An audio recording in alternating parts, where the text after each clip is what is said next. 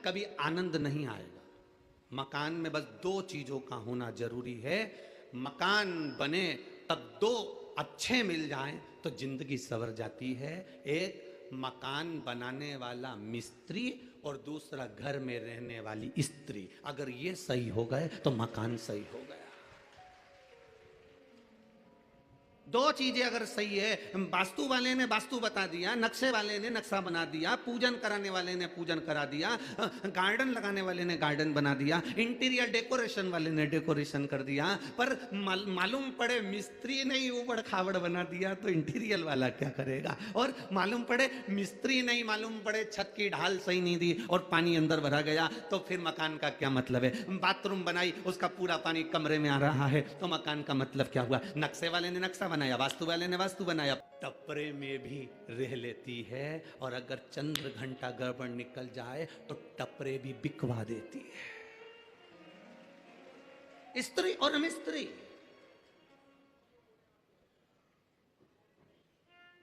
अगर स्त्री अच्छी है ना, आपके कहने अनुसार चलती है, आपके बताए अनुसार, और भले नहीं चले आपके कहे अनुसार, पर आपके घर में रहे तो प्रेम से रहे। जब आप पहुंचो घर, उसके चेहरे पर प्रसन्नता होना चाहिए। जब आप घर पहुंचो, उसके चेहरे पर स्माइल होना चाहिए। जब आप घर पहुंचो, पानी का गिलास आपको दे दे। आप घर पहुंचो, बना हुआ भोजन आपको मिल जाए। आप घर पहुंचो, आपके बच्चों को संभाल रही हो, माता पिता को संभाल रही हो, आपके घर में पहुंचने का मन करे। दुकान ऐसी होना चाहिए जिसमें जाने का मन करे। मकान ऐसा होना चाहिए जिसमें जाने का मन करे। अगर मकान में और दुकान में जाने का मन नहीं करता तो वो दुकान मकान किसी काम का नहीं होता। मन लगना चाहिए। मैं जिस व्यापार को कर रहा हूं उस व्यापार में मेरा मन लगे। मैं कपड़े की दुकान खोलकर बैठा हूं, कपड़ा बेचने में मेरा मन लगे। मैं किराने की दुकान पर बैठा हूं, किराना बेचने में मेरा मन लगे। मैं कोई वस्तु की दुकान मेडिकल लेकर बैठा हूं तो दवाई में मेरा मन लगे। उसी तरह घर में आप आधे घंटा, 1 घंटा, 2 घंटा, 5 घंटा, 2 दिन, 3 दिन, 4 दिन, 5 दिन गए हो, आपका मन घर में रमना चाहिए तो ठीक है। स्त्री और मिस्त्री ये दो ठीक हैं तो आपका घर भी ठीक है।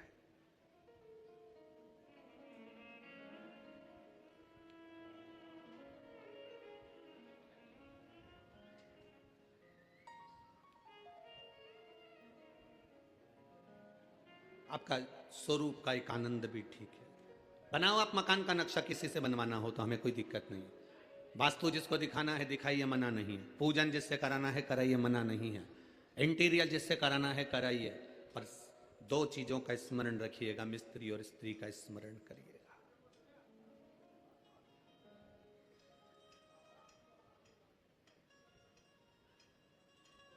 भगवान की भक्ति, भजन, कीर्तन, स्मरण। स्वयं द्रौपदी से सत्यभामा जी ने पूछा कि तू ये बता कि तेरे 5 पति तेरे कहने पर चलते हैं। जो माताएं दूसरों के पास जाकर कहती हैं बाबा जी ऐसा बता दो कि हमारा पति हमारे अनुकूल चले, उन माताओं से निवेदन है कहीं मत जाना। तुम अपने घर में बुजुर्गों का आदर करना चालू कर दो। तुम अपने घर में बुजुर्गों का सम्मान करना चालू कर दो। तुम अपने घर में माता पिता का आदर करना चालू कर दो। तुम्हारा पति तुम्हारे कहने पर चलना प्रारंभ कर देगा। तुम आदर करो, तुम सम्मान करो, तुम सत्कार करो। तुम अगर किसी को अगर सम्मान दे रहे हो तो तुम्हें सम्मान मिलना प्रारंभ हो जाएगा। तुम आदर कर रहे हो तो तुम्हें आदर मिलना प्रारंभ हो जाएगा। अगर हम यहां से आपको श्री शिवाय नमस्तुभ्यम कहते हैं तो लोग पलट कर श्री शिवाय नमस्तुभ्यम कहते हैं। हम यहां से बोलते हैं बोल बम का नारा है, आप पलट कर बोलते हो बाबा एक सहारा है। सारी समस्या का हल सावन के महीने में 2 लोटा जल। अब ये आप पलट कर दे रहे हो हमको, हम आपको कह रहे हो तो आप पलट कर जवाब दे।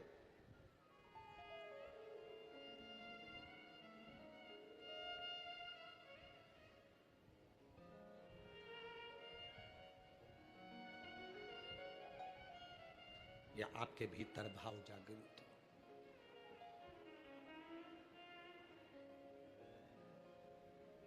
महाराज, आपके भीतर जब मिलन की आस, परमात्मा के दर्शन की आस प्रबल होती है तब परमात्मा को खुद दर्शन देने आना पड़ता है स्वयं। एक भक्त की कथा बड़ी विचित्र है। जिसका नाम था नंदनार। जरूरी नहीं कि शंकर का भक्त होगा तो बहुत पैसे वाला होगा या बहुत धनपति होगा या बहुत देवपति होगा। जिसके पास में भजन की दौलत होती है, जिसके पास में शिव नाम की दौलत होती है, जिसके घर में लोटा पानी चढ़ाने का, जिसके घर में एक लोटा जल चढ़ाने का है, जिसके घर में शंकर जी को चढ़ाने के लिए जल है, समझ लेना कि दुनिया की सबसे बड़ी दौलत तुम्हारे पास में है, फिर तुम कभी खाली नहीं होना। जिसके घर में तिजोरियां भरी हो, जिसके घर में अलमारियां भरी हो, जिसके घर में वस्त्र भरा हुआ हो, जिसके घर में अनाज भरा हुआ हो, और उसके घर का एक व्यक्ति भी अगर शंकर के मंदिर में जाकर एक लोटा पानी नहीं चढ़ा सकता, समझ लेना कि ये पूर्व का आज काट रहा है, पर जब दूसरी बार इसका जन्म होगा तो ये दरवाजे पर किसी के भिक्षा मांगता हुआ खड़ा होगा, पर ये भगवत भजन में कहीं नहीं रम पाए। अब अगर आपके घर में एक तांबे का लोटा, एक साधारण सा पात्र है शिव को जल चढ़ाने के लिए, एक लोटा जल आपके पास में शंकर को जल चढ़ाने के लिए, जरा विचार करिएगा। लंकाधिपति रावण को जब विद्वत्ता के अनुसार लंकापति रावण को यह ज्ञात हुआ कि मेरे महादेव ने मंथन का विष पिया है, मंथन का विष पिया, शंकर जी ने विष पिया, चल गया। शंकर भगवान ने विष धारण किया, चल गया। पर शंकर भगवान ने विष पीने के पहले जब विष का कटोरा उनके पास में आया, वो विष का कटोरा जब शिव जी के पास में आया, तब उस समय पर विष की गंध शंकर भगवान की नासिका से उनके शरीर में प्रवेश कर गई।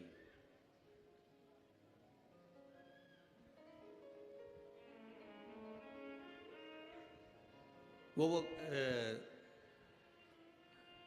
एक वो ऐसा विक्स का एक ऐसा वो होता है, उसको नाक में ऐसे डालो तो खींचते हैं सर्दी होने पर, क्या बोलते हैं वो तो तुम्हें मालूम है, ठीक है। बाम की डब्बी होती है, विक्स की डब्बी होती है, किसी किसी की आदत होती है शाम को सोने से पहले वो थोड़ा थोड़ा नाकों में सूंघ लेते हैं, भेजे में वो चला जाता है सूंघने पर। चलो ये भी जाने दो, एक नया तरह का नशा ट्रेन में जो लोग अपना कपड़ा उतार कर पोछा लगाते हैं, वो जरा जरा से लड़के बच्चे ट्रेन के अंदर, तुम्हें कितनी दया आती है कि ये ट्रेन में पोछा लगा रहा है, ये ट्रेन में अपना कपड़ा उतार कर हमारे कक्ष को साफ कर रहा है, हमारी बर्थ को साफ कर रहा है, हमारे कोच को साफ कर रहा है। उस बच्चे को किसने कहा कि तू ट्रेन में पोछा लगा? उस बच्चे को किसने कहा कि तू ट्रेन में जाकर अपने कपड़े को उतार कर सफाई कर? प्रशासन कभी किसी को नहीं कहता कि तुम सफाई करो, उसने अपने सफाई कर्मी लगा कर रखे हुए हैं, पर वो बच्चा अपने कपड़े उतार कर सफाई इसलिए करता है, तुम 1-2 रुपए दे दो, वो 1-2 लक्ष्मी किसी भिखारी के कटोरे में पैसा डालने से पहले विचार करना कि कहीं मदिरा पान में तो नहीं लगाएगा, कहीं मांसाहार में तो नहीं लगाएगा, कहीं जुए में तो नहीं लगाएगा, कहीं गलत जगह पर तो नहीं लगाएगा, क्योंकि देने वाले को रोना पड़ता है। 50 बार विचार करो, उसके बाद विचार कर सोचना कि मैं दूं कि ना दूं। अब तुमने वो बच्चा जो था वो नशा काय से कर रहा था? सूंघने से, सूंघता था और वो नशे में धुत हो जाता। अब वो कौन सा नशा वो करता था कि सूंघ कर पूरा शरीर उसका बेकार हो जाता, शिथिल पड़ जाता, नशे में धुत हो जाता, संभाल नहीं पाता, चल नहीं पाता, बस शुद्ध में लगा रहता। उसी तरह लंकाधिपति रावण को यह ज्ञात हुआ,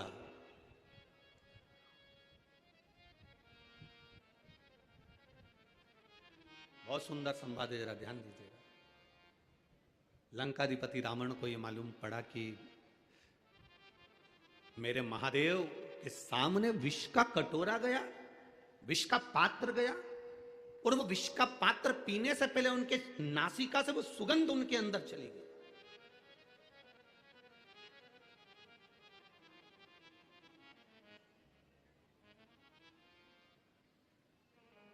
डॉक्टर के पास जाकर कहना, डॉक्टर साहब मेरा पेट बहुत दुख रहा है। डॉक्टर जितने बैठे हो, 1 2 3 4 जितने पंडाल में बैठे सब जम के बोलो, दे देगा? नहीं देगा। पेट भी दुख रहा है तो डॉक्टर 2 या 3 तरह की गोली देगा, सिर भी दुख रहा है तो डॉक्टर 2 या 3 तरह की गोली देगा, हाथ भी दुख रहा है डॉक्टर 2 या 3 तरह की गोली देगा, पीठ में दर्द है 2-3 तरह की गोली देगा, घुटने में दर्द है 2-3 तरह की गोली देगा। अब तुम डॉक्टर से कहे तो डॉक्टर साहब ये बात तो गलत है, हमारा तो केवल पेट दुख रहा है और तुमने 3-4 तरह की गोली दे दी, एक दे दो ना। डॉक्टर के नहीं, तुमको 2-3 तरह की, ये तुम समझ नहीं पाते, ये जो तुम गोली खाओगे लाल वाली, ये गोली खाओगे तो इसका साइड इफेक्ट नहीं हो, इसलिए तुमको ये वाली गोली पीली वाली दी। पीली वाली गोली खाओगे तो तुमको ये साइड इफेक्ट ना कर जाए, इसलिए तुमको ये हरी वाली गोली दी। एक गोली के साइड इफेक्ट को हटाने के लिए दूसरी दी जाती, दूसरी के साइड इफेक्ट को हटाने के लिए तीसरी दी जाती है। उसी तरह लंकाधिपति रावण ने सोचा कि भगवान देवाधिदेव महादेव विष तो पी गए, पर महादेव ने जो विष का कटोरा सामने आया और उसकी गंध जो इनके शरीर में चली गई, उस साइड इफेक्ट को हटाया कैसे जा सकता है। तब लंकाधिपति रावण ने देव ऋषि नारद को बुलाया। देव ऋषि नारद से कहा, ये आनंद रामायण का बड़ा सुंदर संवाद है, जरा ध्यान रखिएगा। देव ऋषि नारद को बुलाया और देव ऋषि नारद को बुलाकर कहा, नारद बताओ, महादेव की भक्ति में कुछ तो कमी रह गई है। महादेव भले विष पी लिए, नीलकंठ धारी बन गए, पर उनको जो विष की गंध है उनके शरीर में पहुंच गई है। मेरे बाबा के अंदर पहुंची हुई वो गंध कैसे समाप्त हो सकती है?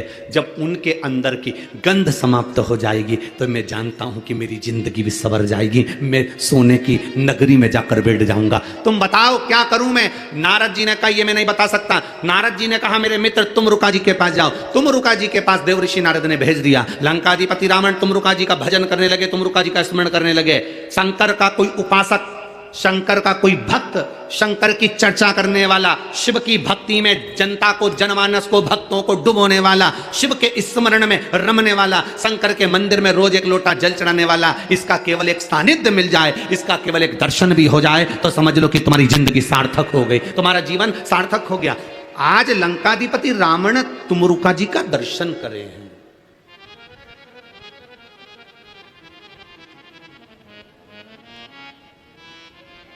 लंकाधिपति रावण ने तुमरुका जी से पूछा कि बताओ, शंकर जी के शरीर में जो विष सूंघा गया, जो विष पीने के लिए आया, तो उसकी गंध जो शरीर में आ गई, उसकी तरंग वो कैसे समाप्त हो?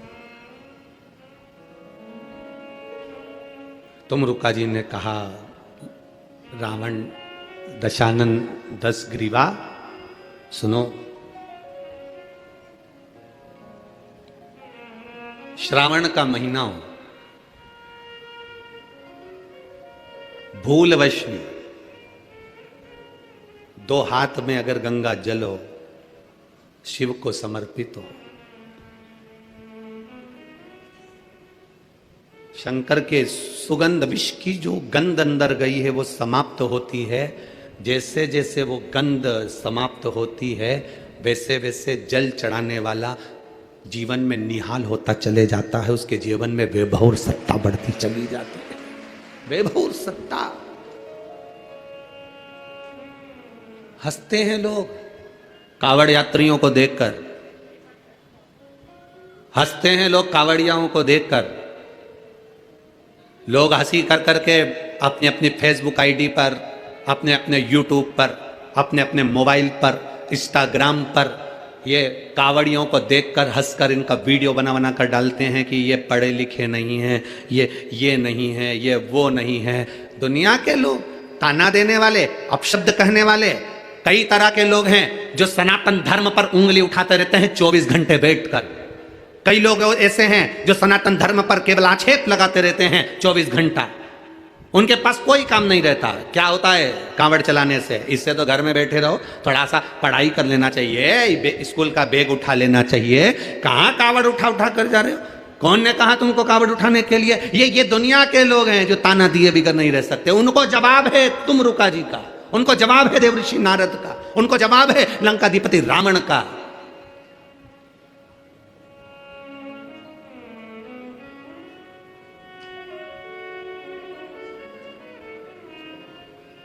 कि कांवड़ चलने वाला व्यक्ति, हाथ में जल का पात्र लेकर चलने वाला, कंधे पर रखकर कांवड़ लेकर जाने वाला, जितने कदम चलकर जाता है उतनी जिंदगी की उन्नति की सीढ़ियों पर चढ़ जाता है। उसे पीछे पलट कर नहीं देखना पड़ता। यह रावण की कथा कह रही है, यह आनंद रामायण कह रही है, यह भगवत भजन में सुन ली तुमने, बेलाई में सुन ली तुमने, और कहाँ सुन ली थी रे? सुहेला सुन ली तुमने, भाटा पारा सुन ली तुमने। इतनी सारी सुनने के बाद आखिर छत्तीसगढ़ वालों को हो क्या गया? इनको कौन सा बुखार लग गया? ये फिर इतने आ गए।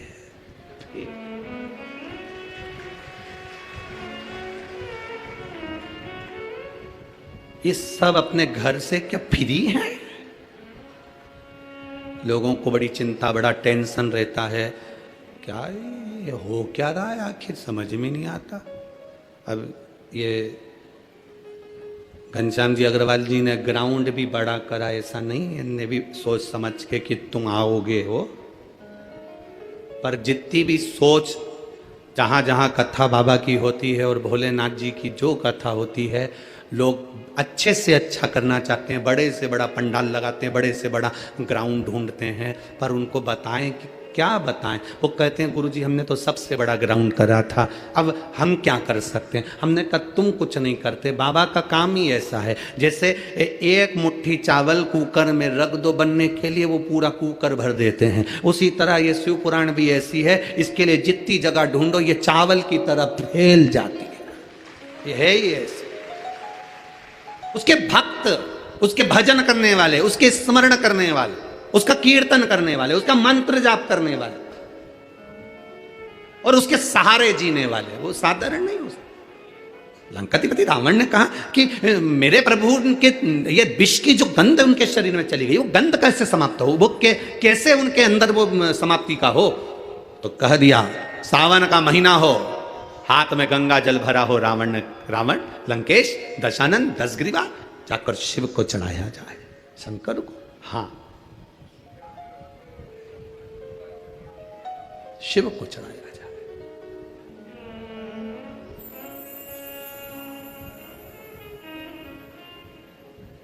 कावड़ का एक नियम रहा है, आप लोगों के स्मरण में होगा।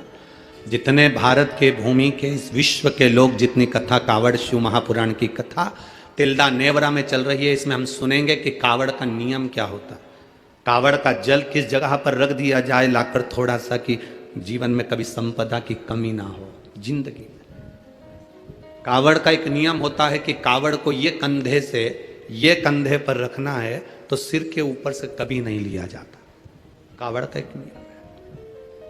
कावड़ को इस कंधे से इस कंधे पर लाना है तो सामने से लाया जाता है, पीछे से लाया जाता है, पर सिर पर से बार कर उसको वापिस नहीं लाते, सिर पर से बार कर। कावड़ का एक नियम होता है, जिस नारी का, जिस व्यक्ति की संतान नहीं होती है, उसको कावड़ यात्रा करने से पहले अपनी गोदी में धान चावल को भरना पड़ता है। गोदी में उसको जब तक महादेव के दरवाजे तक नहीं चली जाती, जब तक उसकी गोदी में वो धान चलते चलते उसकी झोली में वो हिलता रहता है। कावड़ का जल उसके कंधे पर रहता है, और जब वो कावड़, जिसकी औलाद नहीं, संतान नहीं, जब वो कावड़ का जल महादेव को चढ़ाती है तो पहले जल समर्पित करने के बाद फिर चावल के दाने बाबा के उस शिवलिंग पर समर्पित करती है कि बाबा मेरी गोदी में तू यहाँ तक लेकर आया है, ये गोदी खाली मत छोड़ना, मेरी गोदी भर देना, भले 25 साल हो गए। कावड़ यात्रा का नियम है, सिर पे से बार कर वापिस नहीं आती, सम्मुख से कावड़ निकल जाती। लंकाधिपति रावण को सुध पड़ी जब तुमरुका जी ने कहा जाओ लंकेश, अगर तुम चाहते हो कि शंकर के शरीर में गंध पहुंची है, उस विष की गंध को समाप्त करना है, तो तुम जाकर महादेव को जल अर्पित करो सावन के महीने में। उसी को हमारे यहां कावड़ कहा गया। अब विश्वास, भरोसा, दृढ़ता शिव के प्रति जागृत कर कर चलते हैं। जब शंकर के प्रति जब हमारी जागरूकता होती है, शिव के प्रति जब हमारा एक विश्वास दृढ़ होकर हम चलते हैं, तो शिव हमें क्यों ना मिलेगा, क्यों ना मिलेगा। महाराज, हम तो बाबा के भरोसे चलते हैं। छत्तीसगढ़ वालों आता है, एक लाइन आती है शुरू की, जरा गाओ तो जरा। हम तो बाबा के भरोसे, हम तो बाबा के भरोसे चलते हैं, हम तो बाबा के भरोसे चलते हैं, भोले बाबा के भरोसे चलते हैं, भोले बाबा के भरोसे चलते हैं, भोले बाबा के भरोसे चलते हैं, भोले बाबा के भरोसे चलते हैं। हम तो बाबा के भरोसे चलते हैं, हम तो बाबा के भरोसे चलते हैं, ओ घड़दानी के भरोसे चलते हैं, ओ घड़दानी के। भाटापारा में भी कहा था, विषम परिस्थिति में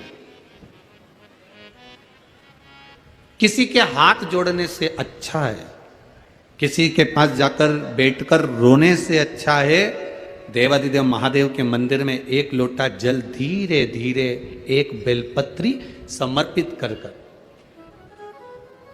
बेलपत्री की जो डंडी है बस शिवलिंग पर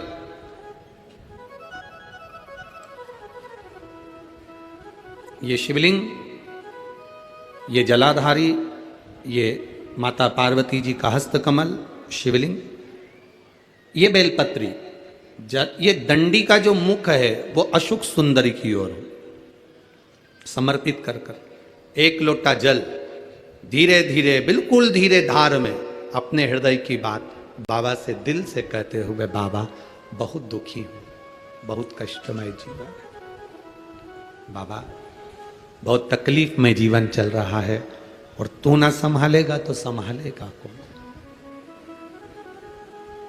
तुमेव माता च पिता तुमेव बंधुश्च सखा, सब कुछ तो तुमको मान लिया। जब से शिव महापुराण की कथा सुन रही हूं तब से मैंने किसी को नहीं, केवल आपको पिता माना है, आपको भाई माना है, आपको सखा माना है, आपको अपना माना, आपको दादा माना, आपको मैंने नाना माना। आप ही तो हैं जो संभाल सकते हैं। शिव बाबा से एक लोटा जल अगर समर्पित कर रहे हैं धीरे धीरे, कभी तुम्हारे चित्त में ऐसा आए कि मुझे बहुत टेंशन चल रहा है और मेरा जीवन ठीक नहीं चल रहा, हम कहेंगे, आज के ज़माने में लोग हताश हो जाते हैं तो सोचते हैं कि सुसाइड कर लूँ, मर जाऊं। हम उनसे इतना सा कहना चाहेंगे कि मरने का प्लान फिर बाद में कर लेना। हम तुमको मना नहीं करेंगे कि तुम मरने का प्लान मत बनाओ, तुम्हारा मन हो तुम बाद में प्लान बनाना। एक बार विचार कर लेना कि अभी नहीं मरूंगा, अभी मैंने कथा सुनी है और सुना है एक लोटे जल का महत्व क्या है, कर्जा हो गया ना चूक जाएगा, दुख आ गया ना कट जाएगा।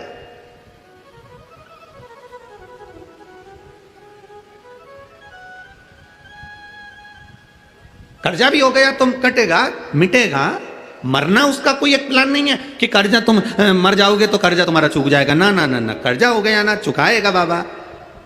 तुम्हारा विश्वास दृढ़ रखो, अपने भजन के बल को बढ़ाओ, शिव मंदिर में जाने का समय का आनंद पाओ, शंकर जी पे एक लोटा जल चढ़ाओ तो दिल से चढ़ाओ, राम नाम कृष्ण नाम शिव नाम जो जप रहे हो उसको दिल से जपो, भगवान की भक्ति दिल से करो। आया हुआ समय आया हुआ दुख कटेगा, थोड़ा समय लगेगा, धीरे धीरे धीरे धीरे वो कट जाएगा। वो बर्तन होता है ना बहुत काला हो जाता है तो उसको माताएं रगड़ती है, वो साफ नहीं होता तो फिर क्या करते हैं उस बर्तन को, अगर बर्तन साफ नहीं हो ना तो फिर उसको क्या करते हैं, उसमें छाछ भर देती है, दही भर देती है, नींबू लगाकर छोड़ देती है, खट्टी चीज से वो साफ हो जाएगा। तो थोड़ा अगर समय लग रहा है और लगे कि तुमको कि ये ठीक नहीं हो रहा तो समझ लेना कि भगवान ने भी कोई छाछ भर दी होगी, भगवान सुन क्यों नहीं रहा, भगवान ने भी कोई दही भर दिया होगा, ये समर क्यों नहीं रहा, ये ठीक समय आ क्यों नहीं रहा, आएगा। थोड़ा बाबा पर भरोसा रखो, विश्वास रखो, उसके सहारे जियो ना। हम क्यों संसार वालों के सहारे जियो। एक तमिलनाडु में नंदनार नाम का एक मजदूर रहता था जिसको बधुआ मजदूर कहते हैं। बधुआ मजदूर मतलब किसी के यहाँ, किसी सेठ के यहाँ, किसी धनपति के यहाँ किसी को बेच दिया जाता, यहां से तुम्हारा नौकर है।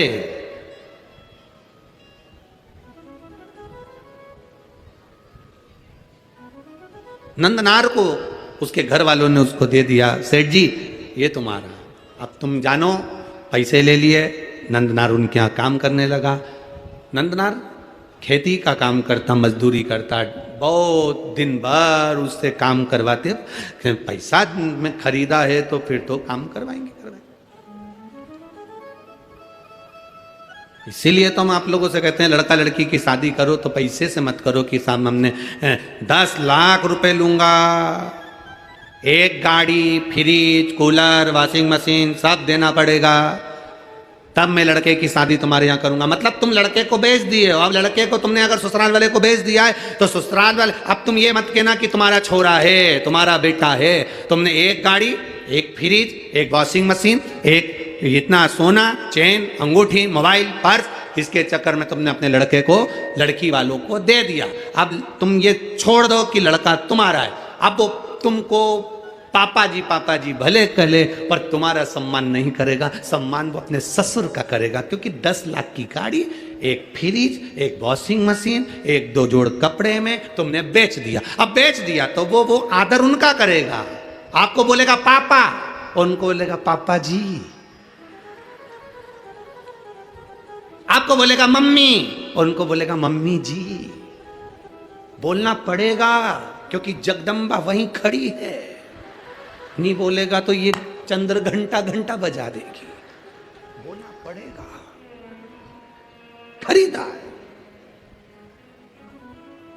घर में बहू लेकर आना, कार वाली कभी मत लाना, संस्कार वाली लेकर आ जाना। कार वाली बहू मत लाना बाबा, संस्कार वाली लेकर आना। जब संस्कार वाली बहू हमारे घर में प्रवेश करती है तो वो हमारे जीवन को सार्थक करती है। विद्वत ब्राह्मण जन, भूदेवता, पृथ्वी के देव, ब्राह्मण जन जब किसी लड़का और लड़की की पत्रिका मिलाते हैं, गुण मिलाते हैं, तो वो यही देखते हैं कि संस्कारवान लड़की इनके घर में प्रवेश करे। भूदेव यही चाहते हैं। ब्राह्मण यही पूजन पाठ के माध्यम से आपको वर प्रदान करते हैं। ब्राह्मण देवता आपको ये वर देने का प्रयास करते हैं कि आपके घर में सुख समृद्धि, सुख शांति, वैभव, प्रतिष्ठा सब बनी रही। ये भूदेव का एक आनंद है, ये ब्राह्मण देव का एक आनंद है।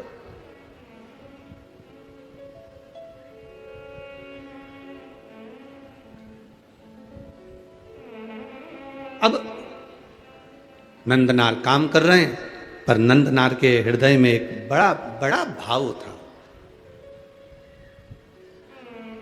नंदनार जिस सेठ जी क्या काम करते थे, उस गांव से 25 किलोमीटर दूर तिरुपुंगुर नाम का एक शिव मंदिर है तमिलनाडु में। तिरुपुंगुर 25 किलोमीटर दूर था वो मंदिर। नंदनार शिव की भक्ति में रमे रहते थे, खेती करते, काम करते, डलिया धोते। सेठ भी ऐसा कि 24 घंटे में से केवल 4 घंटा उसको आराम करने देता, बाकी का 20 घंटा उसको रधेड़े रखता, काम करवाता रहे। वो भी बेचारा मजदूर था, बधुआ था, बंधा हुआ था, कर रहा। निवेदन आप सबसे, धन से किसी को बांधने का प्रयास मत करो।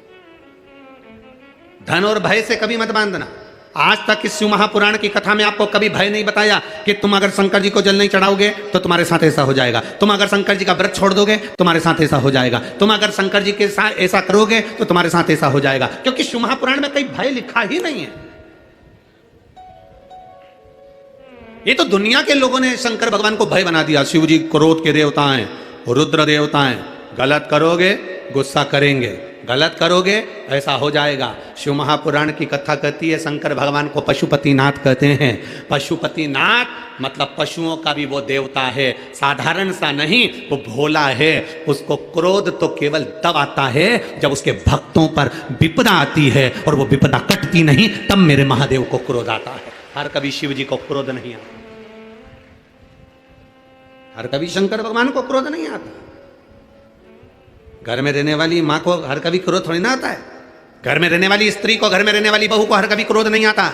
जब देवरानी जेठानी में क्रोध कब आएगा? देवरानी जेठानी की झगड़ा होगा तो गुस्सा नहीं आएगी, पति की बात होगी तो झगड़ा नहीं, क्रोध नहीं आएगा। देवरानी जेठानी में लड़ाई होती है केवल औलाद के चक्कर में, बच्चों के चक्कर में। जब अपने पुत्र की बारी आती है और बच्चे के साथ अगर कोई बात हो, अगर जेठानी ने डांट दिया, देवरानी ने कुछ कह दिया, किसी ने कुछ कह दिया, मोहल्ले के लोगों ने कुछ कह दिया, बच्चों के चक्कर में, जब घर की बहू, घर की दादी, घर का बुजुर्ग, घर का बड़ा अपने बच्चों के चक्कर में क्रोध कर सकता है, तो मेरा महादेव भी अपने भक्तों के चक्कर में क्रोध कर सकता है। जब उसके बच्चों को चोट पहुंची, उसके हृदय को चोट पहुंची।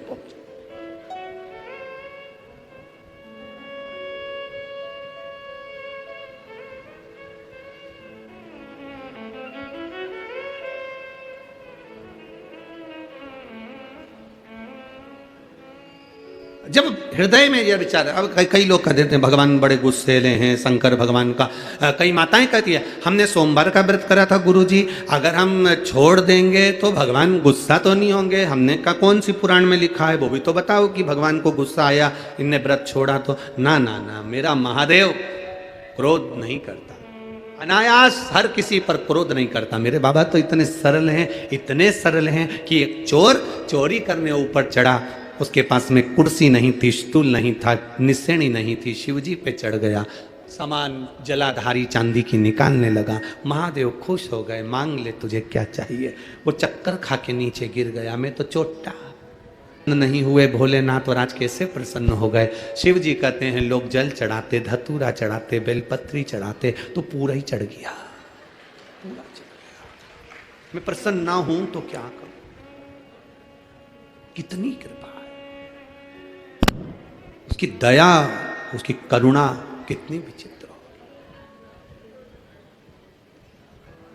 हो जाता है। कभी कभी ऐसा भाव प्रकट हो जाता है, कभी कभी।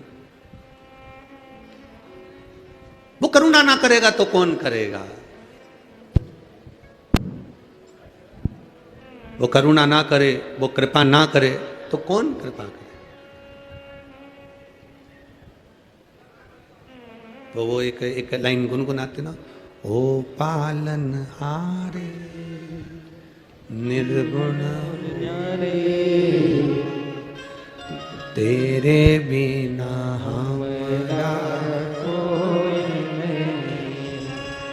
ओ पालन हारे निर्गुण न्यारे, तुमरे बिना मेरा कौन नहीं। हमारी उलझन सुलझाओ भगवान, तुमरे बिना मेरा कौन नहीं। तुमरे बिना हमरा कौन नहीं, तुमरे बिना हमरा कौन नहीं। ओ पालन हारे निर्गुण और न्यारे, तुमरे बिना हमरा कौन नहीं। हमरी उलझन सुलझाओ भगवान, तुमरे बिना हमरा कौन नहीं। कौन है तेरे सिवा, लाखों के दुखड़े जो तू हर गया डमरू वाले, तो मेरे दुखड़ों को देखकर क्यों डर गया डमरू। एक पत्र आया है, देखिए बड़ा भाव से किसी ने लिखा है, बड़ा भाव।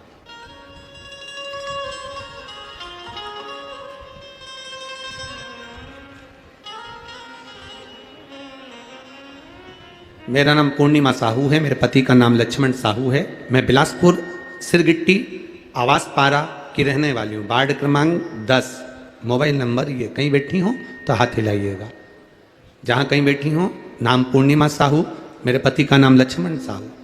कहीं बैठी हो तो हाथ हिला सकती है, जहाँ कहीं भी बैठी हो। इधर बैठी हैं, हाँ जी, हाथ हिला दो एक बार दीदी। हाँ, दोनों हाथ हिलाओ ऐसा, ठीक है ठीक है। एक लोटे जल का, बेलपत्र का मैं क्या वर्णन करूं। आप लोग अपना पत्र जो पढ़ सकते हैं वो आस्था चैनल पर, टीवी पर भी पढ़ सकते हैं। बाबा वर्णन करूं, बाबा ने तो इतना दे दिया कि मैं बोलूं। मेरे शरीर में बहुत सारी परेशानी होती थी। बच्चेदानी में सूजन, बच्चेदानी के अंदर छाले पड़ गए, पत्थरी हो गई और बड़ी परेशानियां हो गई, गांठ जैसा भाव हो गया। मेरा बीपी हमेशा लो ही रहता था और मुझे सांस लेने में भी परेशानी होती थी। खांसती थी तो मेरे मुंह में से खून निकलता था। जब खांसने में मुंह से खून निकलने लगा तो हमने बड़े बड़े डॉक्टरों में दिखाना चालू करा। डॉक्टरों को दिखाते और मालूम पड़ा कि टीवी की बीमारी बता दी। गुरुदेव बड़ी तकलीफ में आ गए। मेरी मम्मी ने बोला कि तुम शंकर की कथा सुना करो, टीवी पर आती है, शिव महापुराण किसी और वाला महाराज बाजता है। कुंदकेश्वर महादेव के नाम से जो भी जांच कराओ, बाबा का नाम लेते जाना, कुंदकेश्वर महादेव का नाम लेना और जांचें कराते रहना, दवाई लेते रहना। सियोर वाला महाराज बोलता है दवाई भी खाओ और बाबा पर भरोसा रखो। बाबा पर भरोसा रखते हुए अचानक फिर तकलीफ बढ़ गई, सीने में दर्द बढ़ गया और फिर एक्सरे चालू हुए, वापस फिर दिखाया तो उसमें टीवी बताई। गुरुदेव सब घबरा गए।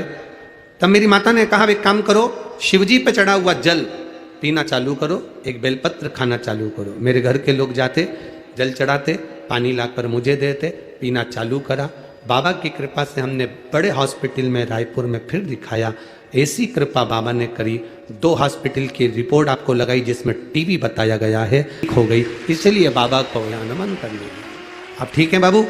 एक बार दोनों हाथ उठाकर बोलो हर हर महादेव। शिव तत्व एक पत्र बड़ा सुंदर आया है। जयंती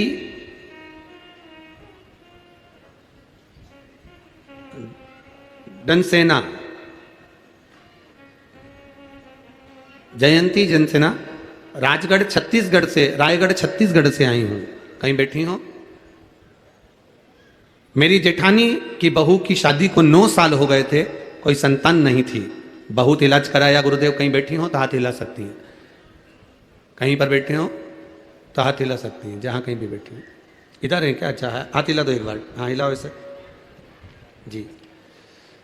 बहू की शादी को 9 साल हो गए थे, कोई संतान का सुख नहीं था। सारे डॉक्टरों से इलाज करवाया। डॉक्टरों ने कहा था इनके संतान का सुख नहीं रहेगा। बाबा की कृपा से शिव महापुराण कथा सुनना चालू करी। आपने कथा में सफेद आंकड़े की जड़ का प्रयोग बताया था गुरुदेव। वो सफेद आंकड़े की जड़ का प्रयोग करवाया। बहू की कमर में वो सफेद आंकड़े की जड़ बनवाई और बाबा देवादिदेव महादेव का, कुंदकेश्वर महादेव का नाम लेकर जल चढ़ाती, उस जल का आचमन करती। 2 महीने बीते, बाबा की कृपा से उसका गर्भ ठहर गया और बाबा की कृपा से उसके घर में पुत्र का जन्म हुआ है। इसलिए हम बाबा को यहाँ प्रणाम करने आए। पुत्र आया है क्या साथ में? बच्चा लाए हैं? लाए हैं क्या? नहीं लाए? ठीक है। हर हर महादेव। शिव कृपा इसी को कहते हैं, शिव की उदारता, शिव की करुणा, दया। आप एक विश्वास के साथ में, आप एक भरोसे के साथ में बाबा का भजन अगर कर रहे हैं, बाबा की भक्ति अगर कर रहे हैं तो उसका सुख हमें मिलता जरूर।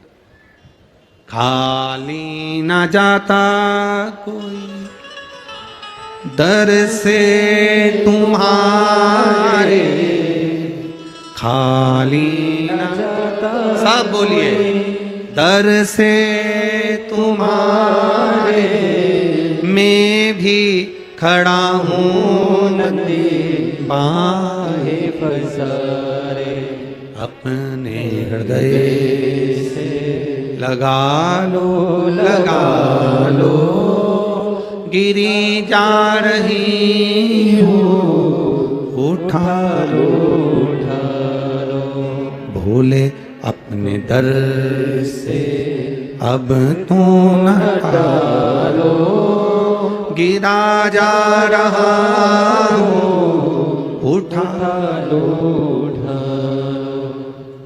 24 घंटे में केवल 4 घंटे सेठ उसको छोड़ता था विश्राम के लिए और नंदनार 20 घंटा काम करता था।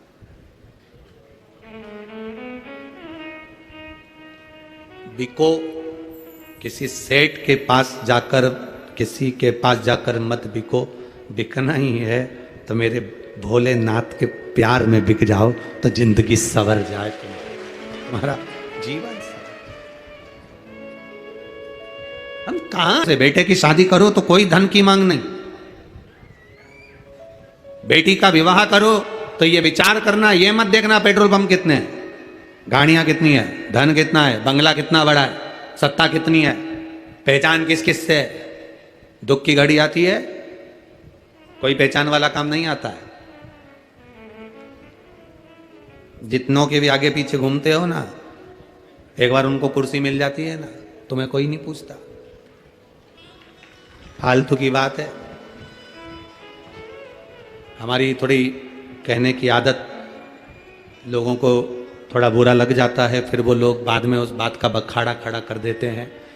पर ईमानदारी की बात कहेंगे ना,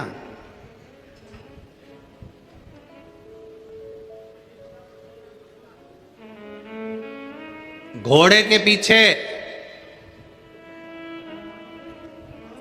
और बोल दें, बोलो छत्तीसगढ़ वाले बोल दें, पक्का घोड़े के पीछे और किसी सत्ताधारी, वैभवपति, धनपति, पैसे वाले के आगे या पीछे कभी ना चलना। घोड़ा भी लात मार देता है और ये भी लात मार देते हैं। बहुत सोचिए कि ये साहब अपना बस एक बार अगर अपना काम बन गया ना, बस उसके बाद फिर गायब, समाप्त।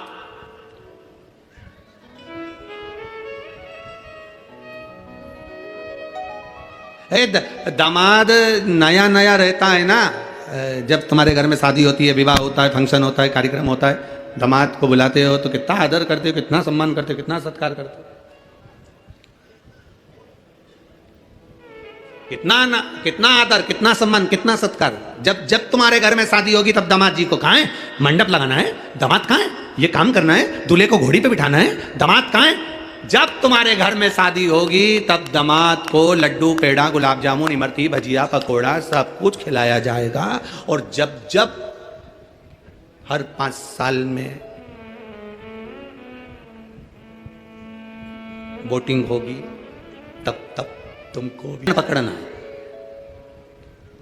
हमें अगर पकड़ना है तो भगवान शिव की शरणागति पकड़ना है। हम अगर रो रहे हैं कोई आंसू पोंछने वाला नहीं होगा। जितने शिव महापुराण क्या आप अपने लौकिक जीवन में देखिए, शादी आपके घर में होती है, दूल्हा घोड़ी पर बैठकर चलता है। जब दूल्हा घोड़ी पर चलता है तुम्हारे यहाँ खुशियां आती हैं, खूब धन, खूब आनंद में 10-10 का नोट उछालते हो, 20 का नोट फेंकते हो, 50 का नोट उठाकर फेंकते हो। जब तुम्हारे घर में शादी हो, फंक्शन हो, किटी पार्टी हो, कोई अच्छा कार्य हो, सारे घर के लोग आगे नाचते हैं। और जैसे ही घर में कोई मर गया उसको लेकर जाते हैं तो पूरे परिवार के लोग, रिश्तेदार सब अर्थी के पीछे हो जाते हैं। शादी में दूल्हे के आगे, मरने पर अर्थी के पीछे। शिव पुराण कहती है सुख में सब आगे हैं, दुख आते से जैसे तुम्हारे ऊपर तकलीफ आई सारे के सारे पीछे भागे। अब तुम क्यों मामा जी 10 लाख रुपए की जरूरत है, तुम कर सकते हो मामा जी, अरे बोलते जाओ पीछे। काका जी वो बेटा और बहू का झगड़ा हो गया, अदालत में बात चल रही है। काका जी तुमने शादी पक्की कराई थी, तुम जरा लड़की वालों से जाकर बोलो ना, इतना केस लगाया उन्होंने, हम पर दहेज का केस लगा दिया, सब थाने में बंद है। काका जी तुमने शादी कराई, तुम जाके बोलो ना, लड़की वाले से थोड़ा तो कह सकते हो ना। काका जी पीछे। जरा सी कोई घटना घट गई, तुम एक एक को अजमा के देख लेना, एक एक को। यहाँ जितने बैठे हो ना, और जितने आस्था चैनल पर कथा सुन रहे हो, जितने फेसबुक यूट्यूब पर कथा सुन रहे हो, दुख की घड़ी में एक एक को आजमाना। मुझे 20 लाख दे दो, मुझे 15 लाख दे दो, मुझे 25 लाख दे दो, मुझे 10 लाख दे दो। दुख की घड़ी में आजमा कर देखना, एक भी नहीं आगे होगा, सब पीछे होंगे। दुख की घड़ी में केवल तुम्हारा एक साथ दे सकता है। तुमने जो एक लोटा जल महादेव को चढ़ाया, एक बेलपत्र जो समर्पित करी, वो तुम्हारा साथ दे सकता है। तुमने जो भगवान का भजन करा, जो तुमने राम नाम, कृष्ण नाम, शिव नाम, जो तुमने लिया है भगवान का नाम, वो तुम्हारा साथ दे सकता है। जो तुमने दान करा पूर्व में, वो तुम्हारा साथ देगा। जो तुमने पुण्य करा पूर्व में, वो तुम्हारा साथ देगा। मैं ये श्री घनश्याम लाल जी अग्रवाल जी के परिवार में जो कथा हो रही है, मैं इनको धन्यवाद दूंगा। उसके साथ में इनके घर में होने वाली वो पोती को धन्यवाद दूंगा, जिसके कारण ये कथा हो रही है। ये कथा नहीं होती अगर वो नहीं होती।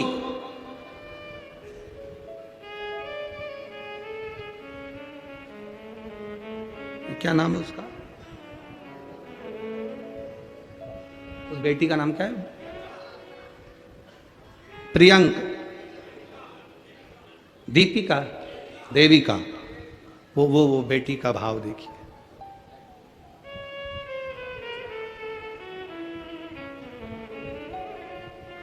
शिव कथा उसी देविका ने जो जन्म लिया है, उस बेटी ने, बस हाँ यही है। इसी के जन्म लेने पर, इसी के जन्म लेने पर संकल्प लिया गया था, अगर घर में बच्ची का जन्म होता है तो हम एक बार बाबा देवादिदेव महादेव कृपा कर दे तो शिव महापुराण की कथा का। ये शिव तत्व है, ये शंकर की उदारता। ये कोई तुम्हारे पूर्वजों में से कोई अच्छा जीव जिसने दान पुण्य संकीर्तन भजन कीर्तन स्मरण किया होगा, वो जन्म ले लेता है, उसके पुण्य प्रबल होते हैं। घर के माता पिता दादा दादी और परदादा दादी के कोई पुण्य प्रबल हुए होते हैं, तब जाकर ये शिव पुराण की कथा अपने परिवार में हो रही होती है। ये विचार करिए। और लाखों भक्त करोड़ों लोग इस कथा का स्मरण कर रहे हैं। केवल तिल्दा नेवरा में छत्तीसगढ़ की धरा पर जितने बैठे वो नहीं, केवल आस्था चैनल पर फेसबुक यूट्यूब पर ना जाने करोड़ों करोड़ों लोग दिन भर इस कथा का रसतत्व ग्रहण कर रहे हैं। ये हमारे भीतर का भाव होना चाहिए कि हमें अगर 24 घंटे में से 4 घंटे सोने के लिए विश्राम के लिए उस नंदनार को दिए जाते थे, बाकी के 20 घंटे उससे काम लिया जाता था, पर उसके मुंह पर सल नहीं आता था, क्योंकि वो शिव के भरोसे रहता था। अगर तकलीफ आई है, मिटाने वाला मेरा महादेव है। भोलेनाथ दया करना, मैं तेरे भरोसे हूँ। जितने बैठे हो एक बार दिल से बोलिए, मेरे बाबा दया करना, मैं आवाज नहीं आई, मुझे जरा जम के फिर से बोलिए, मेरे बाबा दया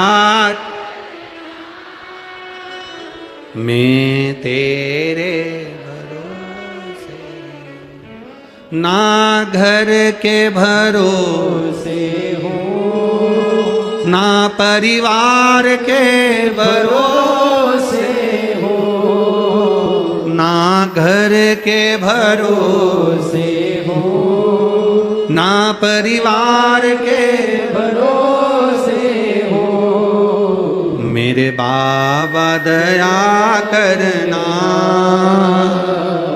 मैं तेरे भरोसे हूँ। मेरे बाबा दया करना, मैं तेरे भरोसे हूँ। ना इनके भरोसे हूँ, ना उनके भरोसे हूँ, ना इनके भरोसे हूँ, ना उनके भरोसे हूँ। मेरे बाबा दया करना, मैं तेरे भरोसे हूँ। मेरे बाबा दया करना, मैं तेरे भरोसे हम उसके सहारे जिए, दुनिया के भरोसे पर नहीं जीना। हम दुख आएगा, सब साथ छोड़ देंगे, कौन आने वाला है? अच्छा, फिर एक प्रश्न आपसे करें, उत्तर देना। जब व्यक्ति वेंटिलेटर पर पड़ा रहता है, हॉस्पिटल के उस आईसीयू रूम में, वेंटिलेटर के रूम में, तुम लोगों को जाने देते हैं क्या? सुबह 5 मिनट आधा घंटा 1 घंटा मिलने का कह देते हैं, एक आध जनी जाना, चप्पल बाहर उतारना, अंदर जाना। चप्पल कहाँ उतारना? अरे जम के तो बोलो, बाहर। अब तुम कहोगे कि वेंटिलेटर का रूम है तो हमारी चप्पल क्यों बाहर उतरवा? चप्पल बाहर। उस वेंटिलेटर के रूम में जाने के लिए उसकी चप्पल भी अलग होती है। बोलो सही है कि गलत है?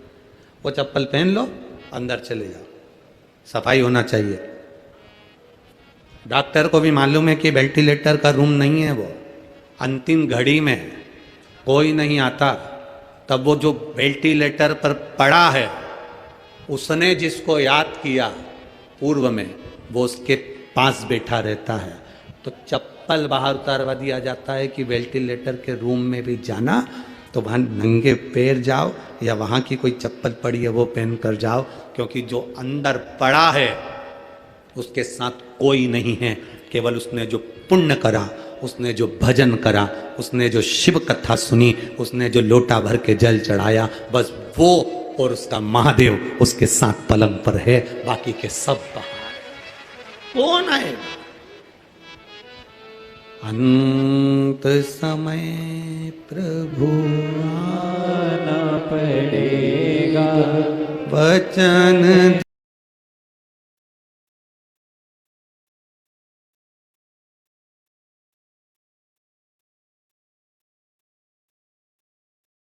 दिया तो निभाना पड़ेगा।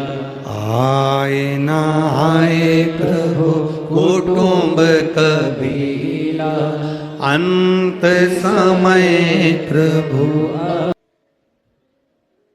देखकर सत्यभामा जी रुक्मणी जी से बोली कि ये एक बात समझ में नहीं आती दीदी मेरे को। रुक्मणी जी ने पूछा क्या? कौन सा पुण्य करा है इस द्रौपदी ने जिसके 5 पति हैं? कौन सा पुण्य करा इस द्रौपदी ने जिसके 5 पति हैं और वो 5 पति भी इसके कहने में चल रहे हैं? आप देखिएगा जरा, वो पुण्य कौन सा है? दुनिया के लोगों का एक पति, सत्यभामा जी कह रहे हमारा ही भगवान कृष्ण को देख लो, रुक्मणी जी अपने पति को देख लो, अपन 16,108 रानियां, अपना एक पति वो भी अपने कहने पे नहीं चलता, और वो द्रौपदी के 5 पति और पांचों उसके कहने पर चलते हैं। आखिर ऐसा द्रौपदी में कौन सा गुण भरा हुआ है? द्रौपदी के 5 पति, द्रौपदी कह दे कि तुम ये इसका शीश काट दो, वो शीश काट दो, इसके मस्तक की मणि निकाल लो, वो मणि निकाल लो, इसके प्राण हर लो, वो प्राण हर लो। हमारा पति एक कृष्ण तो भी हमारे कहने पर नहीं, और हम 16,108 रानियां, और हमारा पति कहने में नहीं चलता। और ये द्रौपदी के 5 पति होने के बाद भी द्रौपदी के कहने पर चलते हैं। आखिर द्रौपदी के ऐसा क्या पुण्य करा था? द्रौपदी के पास में ऐसा क्या है? द्रौपदी के पास में ऐसा क्या बूटी है? कौन सी जड़ी है? कौन सी ऐसी भभूति है जो द्रौपदी फेंक देती है और 5 पति उसका कहना मानते हैं? ऐसी कई माताएं जो ना जाने कितनी कितनी जगह पर जाकर कहती होंगी हमारा पति हमारी सुनता नहीं है, गुरु जी कोई ऐसा उपाय बता दो ना कि हमारा पति सुन ले। अब गुरु जी की लुगाई से पूछ लो उनका सुनता है क्या? पहले जो जो तुम गुरु जी के पास गई हो ना पूछने के लिए कि हमारा पति हमारी नहीं सुनता, तो गुरु जी की लुगाई से भी पूछो कि तुम्हारा सुनता का ना सुनता है? तुम्हें देता है। अब जरा विचार तो करो, आप कहां भभूति के चक्कर में पड़े हो, कहां दिखावे के चक्कर में पड़े हो? किस दिखावे की तुम बात करते हो? कोई तन दुखी, कोई मन दुखी, कोई धन बिन रहत उदास, तुलसी या संसार में सुखी राम का दास।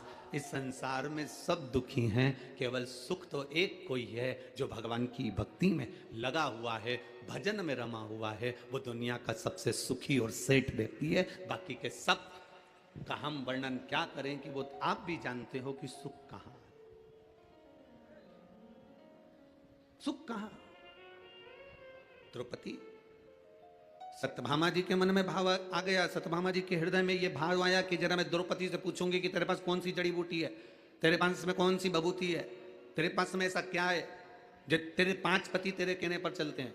जरा मैं भी तो सुनूं द्रौपदी से, मैं पूछूं तो द्रौपदी से।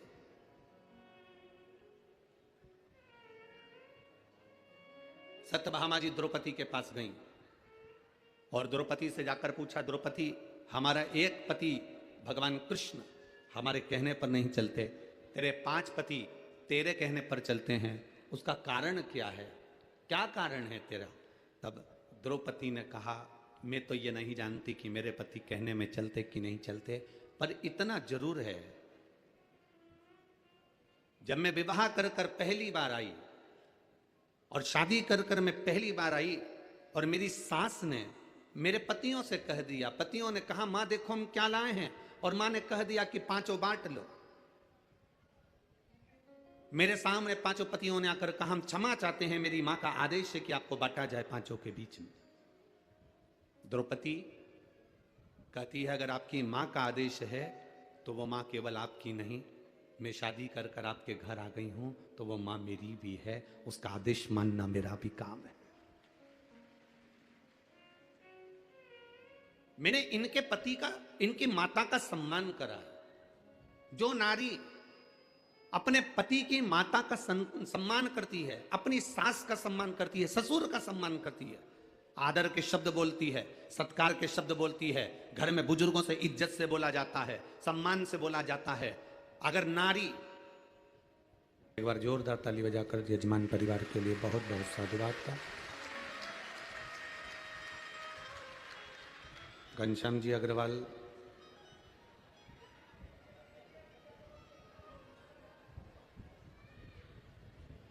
जो इस कथा के लिए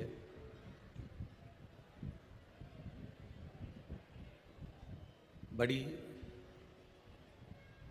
व्यवस्थाओं में रमे रहे, लगे रहे।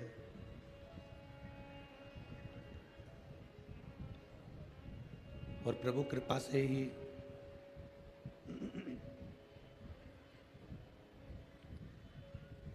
ये वाले भगवान शिव की अनुपम कृपा, करुणा, दया, उदारता,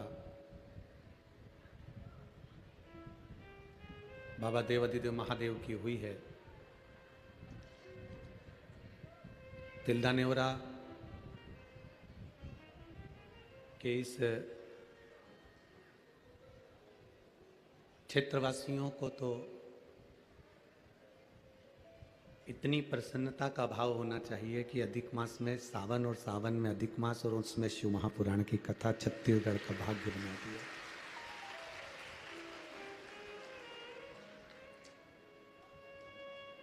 ये धान का कटोरा छत्तीसगढ़,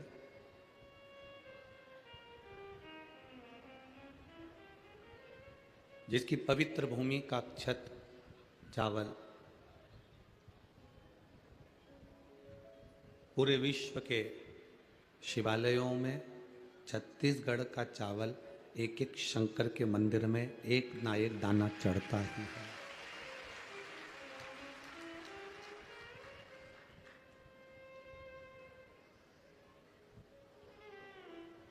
छत्तीसगढ़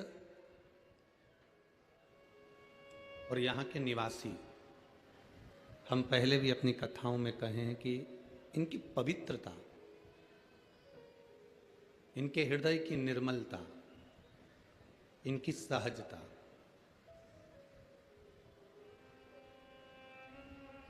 बाहर से आकर अगर कोई छत्तीसगढ़ में बस गया उसकी गारंटी तो हम नहीं लेते, पर जो छत्तीसगढ़ का मूल निवासी है उसकी गारंटी ये है कि वो दिल का साफ है, दिल का सरल।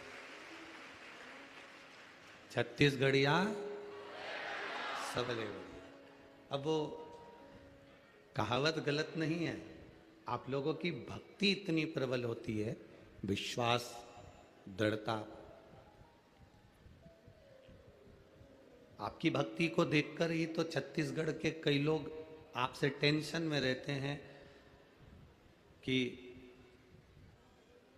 हम इनको उठाकर कहीं और ले जाना चाहते हैं और ये वापिस शंकर जी की पूजन में, कंकर शंकर की पूजन में और शंकर के मंदिर जाना चालू कर दी, तो आधी चिंता लोगों को और हो गई। अब कैसे इनको वापिस मोड़ा जाए, फिर कैसे मोड़े।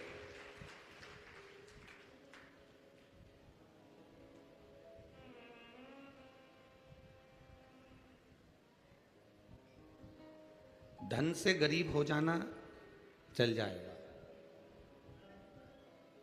दिखावे से गरीब हो जाओगे चल जाएगा, परिवार से गरीब रहोगे चल जाएगा, पर शिव महापुराण की कथा कहती है कभी अपने दिल से गरीब मत होना, वो नहीं चल पाएगा।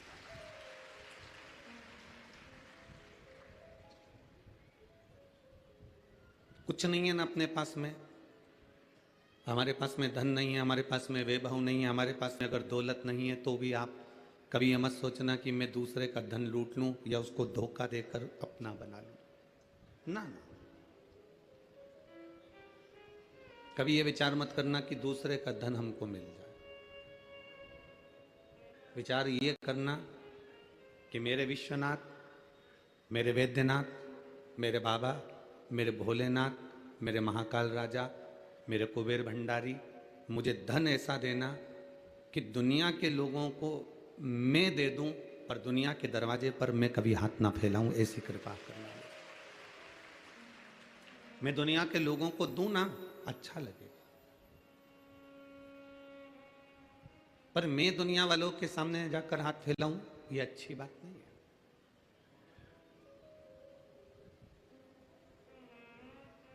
तुम ही ना तारोगे तो कौन तारेगा, तुम ही ना उबारोगे तो कौन उबारेगा, तेरे सिवा है कौन मेरा महाकाल, हाथ तुम ना थामोगे तो फिर थामेगा कौन। ये विचार करिए, कौन थामने वाला? आपने अगर हाथ पकड़ रखा है, हो सकता है धन वैभव हमारे पास में कम रहे, सत्ता दौलत हमारे पास में कम रहे, पर चिंता न करिएगा।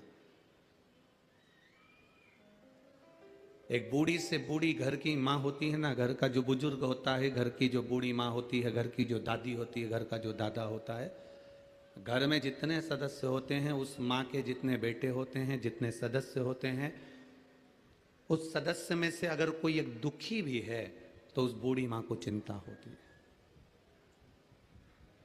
घर में अगर एक तकलीफ में भी है तो बूढ़े पिता को चिंता होती है।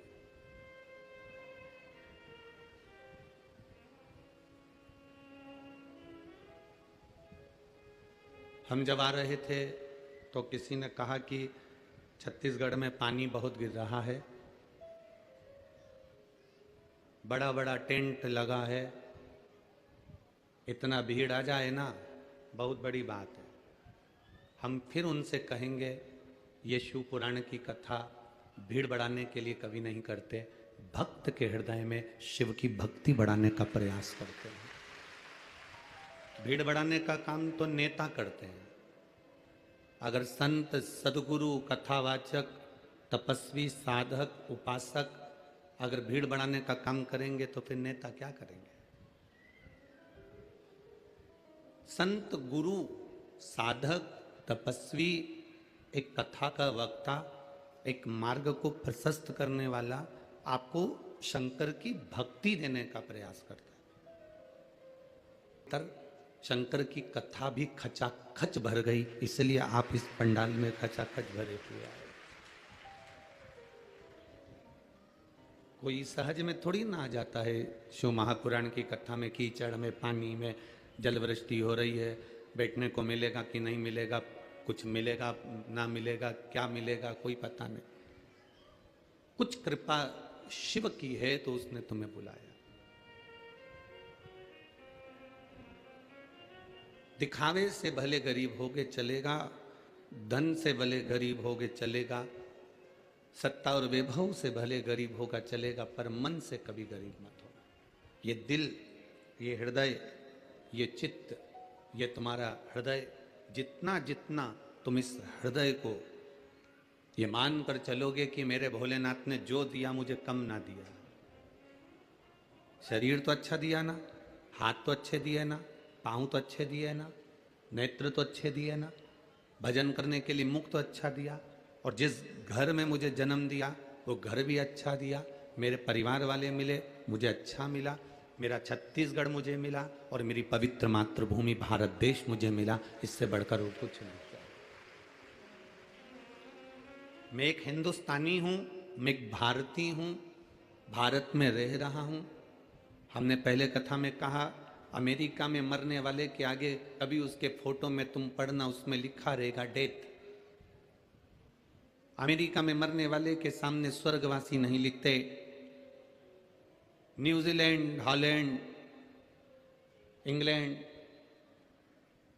जितनी जगह पर आप घूमेंगे यहां पर मरने वाले के आगे कभी नहीं लिखा रहता कि स्वर्गवासी। केवल एक भारत की भूमि ऐसी है, यहां पर एक बेवड़ा भी मरता है दारू पीने वाला, तो भी उसके नाम के आगे स्वर्गवासी लिखा होता है, क्योंकि भारत की भूमि पर जन्म लेकर मरा है। यहां झूठ बोलने वाला, कपट करने वाला, बेईमानी करने वाला, छल करने वाला, प्रपंच करने वाला भी अगर मरता है तो उसके नाम के आगे स्वर्ग लिखा रहता है, स्वर्गवासी। मतलब वो कितना भी बेकार है पर उसने एक काम अच्छा करा कि भारत की भूमि पर जन्म। में फूल लगा होता है, वो फूल बड़ा सुंदर दिखता है, परंतु हम उससे भी अच्छा फूल पाने का प्रयास करते हैं, हम उससे भी अच्छा फूल ढूंढने का प्रयास करते हैं। एक महिला को, एक व्यक्ति को, दोनों को बगीचे में छोड़ा गया कि इस बगीचे का सबसे सुंदर फूल जो है उसको तुम तोड़ कर लेकर आ जाओ। जैसे ही वो बगीचे में प्रवेश करे, कितना बड़ा गुलाब का फूल लगा था, बड़ा सुंदर था, इतना सुंदर उनकी दृष्टि में वो आ गया, मन को भा गया और वो उस फूल को लेने लगे।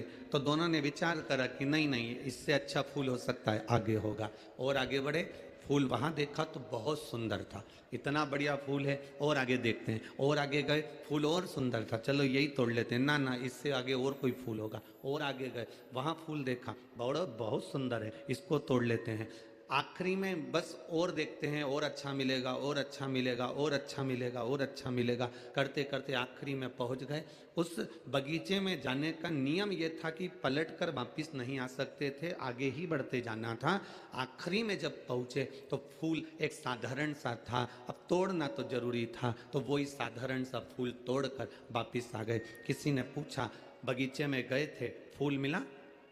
कहा, जब हम अंदर प्रवेश करे थे बड़ा सुंदर फूल था, और अंदर गए और अच्छा फूल था, और अंदर गए और अच्छा फूल था, पर हम ये सोचते रह गए कि और अच्छा मिलेगा, और अच्छा मिलेगा, और अच्छा मिलेगा, और अच्छा मिलेगा। ये ढूंढते ढूंढते हम आखिरी में पहुंच गए और मालूम पड़ा कि वो फूल अच्छा नहीं मिल पाया। फिर जैसा था उसमें हमें एडजस्ट करना पड़ा, जैसा मिला हमें उसमें रहना पड़ा, और हम ये फूल लेकर आए हैं। हमारी भी जिंदगी ऐसी ही है।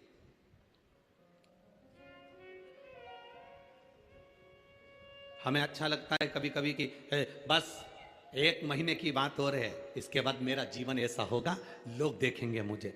1 महीना और निकल जाता है, फिर उसको आता है, बताओ अभी तक नहीं, बस 15 दिन और बचे हैं, अच्छा फिर समय आने वाला है, फिर 1 महीने बाद देखना मैं क्या करके दिखाती हूँ। फिर 1 महीना आएगा, फिर 1 महीना आएगा, सालों निकलते चले जाते हैं, और अब अच्छा ढूंढने का प्रयास करते करते अपनी जिंदगी को बचपन गंवा देते हैं, जवानी गंवा देते हैं, अधेड़ी गंवा देते हैं, बुढ़ापा निकाल देते हैं, और मरने की कतार पर आ जाते हैं। अच्छा ढूंढते ढूंढते हम पलंग पर पड़ जाते हैं, पर हमको अच्छा नहीं मिल पाता, हमारी जिंदगी वही रोते रोते निकल जाती है। शिव महापुराण की कथा कहती है, अच्छा ढूंढने का प्रयास मत करो, जो तुम्हारे पास में है वो इतना अच्छा समय है, जो तुम गुजार रहे हो वो समय इतना अच्छा है, जो तुम्हारे पास वस्तु है वो इतनी अच्छी है, बस उसी में एडजस्ट करना सीख जाओ, तो तुम्हें अच्छा ढूंढते ढूंढते मृत्यु की सैया तक नहीं पहुंचना पड़ेगा।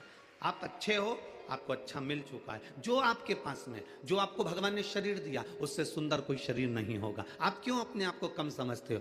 दूसरे को देखकर तुम्हें लगता है वो कितनी सुंदर है, वो कितना सुंदर है, उसने कितना अच्छा कपड़ा पहन रखा है, उसने कितना अच्छा वस्त्र पहन रखा है, उसने कान के कुंडल कितने अच्छे पहन रखे हैं, उसने हाथ की चूड़ी कितनी अच्छी पहन रखी है। ना ना ना ना, आप ये देखो कि आप जो पहने हो वो किसी से कम नहीं है। दुनिया की सारी हीरो हीरोइन तुम्हारे आगे फीके हैं, तुम जिस दिन सोचना चालू कर दोगे उस दिन तुम नंबर 1 पर पहुंच जाओगे। जो करते हैं मेरी सासू से करते हैं, जो करते हैं मेरी देवरानी से करते हैं, ना ना ना ना, आप अपने आप को छोटा समझ रहे हो, आप अपने आप को नीचा देख रहे हो, आप अपने आप को दुनिया की दृष्टि से आप अपने आप को छोटा समझ रहे हो। जिस दिन अपनी क्वालिटी अपन खुद बनाएंगे, तो अपनी क्वालिटी जब हम खुद बनाएंगे तो मार्केट में भी हम अच्छे ही नजर आएंगे। हम अपनी क्वालिटी बना ही नहीं पा रहे,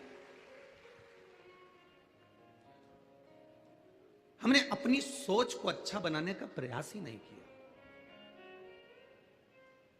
जिस घर में रहते हैं दूसरे का घर देखते हैं, दिवाली पर जाकर पर्दे देखते हैं तो बड़ा अच्छा लगता है, तुम्हारे यहाँ के पर्दे बड़े सुंदर है, तो तेरे यहाँ के पर्दे बेकार हैं।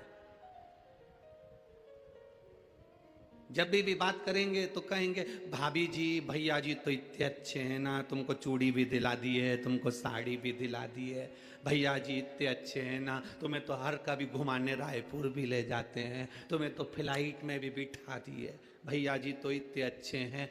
अपने पति में कमती दिख रही है, ये मुझे कभी घुमाने नहीं ले गए, बल्कि 4 लोगों में जाकर कहना था मेरे पति जैसा दुनिया में कोई नहीं होगा, जो मेरी बात के अनुकूल नहीं, मैं उनके अनुकूल चलती हूं। वो मेरे अनुकूल नहीं चलते, मैं उनके अनुकूल चलती हूं। एक बार सत्यभामा जी को